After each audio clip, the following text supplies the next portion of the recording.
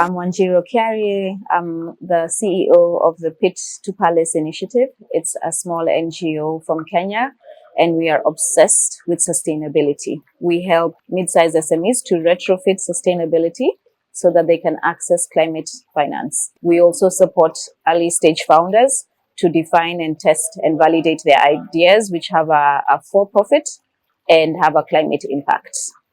And finally, we do projects in rural communities to engage the local communities in the circular economy. So the African ESG Summit is, from my perspective, as coming from East Africa, it's a very important and powerful collaboration to have the private sector and the government in Tunisia convene actors from different parts of the continent to have the important conversations that we are having today.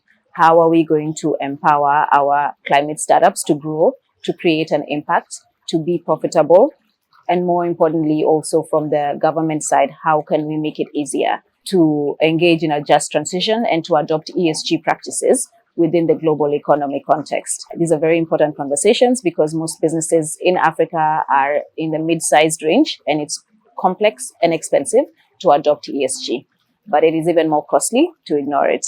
My panel was about unlocking catalytic finance for the climate startups. And a few of the key factors or key issues we talked about was how can the ecosystem collaborate to enable and catalyze the growth of these startups? Where should we put the capital? At the seed stage, at the growth stage, at the scaling stage within these startups?